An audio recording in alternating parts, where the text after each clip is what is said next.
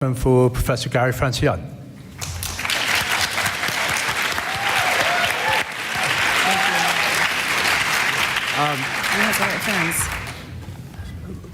First of all, I want to repeat what I've said in every other session that, oh, actually, before I repeat what I said in every other session, I want to, my partner and co-author, Anna Charlton, could not be here today. She's back in the States with our 6 rescued, abused dogs that we live with. Anna, I love you. I'm sorry you're not here. Okay, but I would like to repeat what I said before. I understand this is a heated issue. I don't question the sincerity of people on the other side. I just sincerely believe they are wrong. I'm sorry that this generates the sort of heat that it does, but I think that these are ideas that we need to discuss and that we need to explore, and we just, I think that it's not helpful to question the integrity of others. I don't question the integrity of Tony or Victoria, and I'm sorry that they seem to question mine. Let me say that I think that single-issue campaigns are problematic because, as I discussed before, they necessarily involve coalitions. The way a single-issue campaign works is you get a group of people together to oppose something like foie gras. In that coalition, there are going to be a lot of people who think foie gras is bad, but who continue to eat meat and have every intention of continuing to eat meat. They're not going to be part of that coalition if you're telling them that eating steak is the same as eating foie gras. The reason why they're there is they think they're different, and we're reinforcing that. So what we end up doing is promoting the idea that you can be an animal person by donating to an organization and not eating foie gras. That's the problem.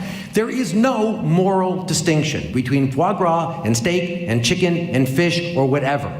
There is no distinction whatsoever. We go we characterize these certain products. Single-issue campaigns generally, not always, but generally focus on products. Sometimes they focus on practices, but they often focus on products like fur, like foie gras, like kangaroo leather, okay? So we focus on these things and we characterize them as worse than other things. And they have to be characterized as worse, because if they're all characterized as the same, you don't have a coalition anymore. So it's really very important to understand this is how single-issue campaigns work. They promote speciesism in the sense that, as Marcus has discussed before, what's the difference between kangaroo leather and any other sort of leather? What's the difference between fur and wool? What's the difference between foie gras and steak? There is no difference. This is all completely artificial. Okay? It's completely artificial, and it is for the purpose of creating these coalitions. Where has it gotten us? I would like to suggest to you that single-issue campaigns have gotten us nowhere. Look at the one of the longest-standing single-issue campaigns is the anti-fur campaign. The fur industry is stronger than it's ever been. Because, the bottom line is when you get people to focus on single issues, they don't change. Nothing changes.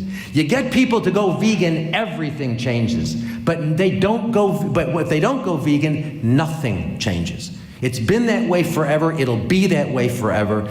35 years ago when I first got involved in this, everybody was talking about fur. Fur was the big thing. And now, 35 years later, have we won that one? Absolutely not.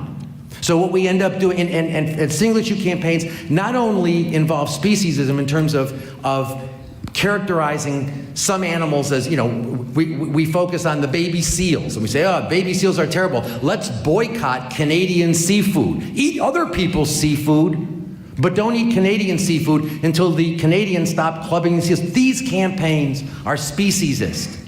They promote the idea that some animals are more valuable than other animals. Look at the campaigns against eating dogs in Asia. Do I think people should eat dogs? Of course I don't think people should eat dogs. But what is the difference between eating a dog and eating a chicken or a fish? And the answer is there ain't no difference. It's all the same. But these campaigns, and I do understand, these organizations need broad donor bases. They have to have a broad donor base. So you try to keep your donor base as large as possible. I understand financially how it works. I don't think this is a good idea. I think it's encouraging speciesism. I also think it's encouraging discrimination. The anti-fur campaign has been nothing but sexist and misogynistic. The dog-eating campaign is vilely racist in terms of what it does with Asians.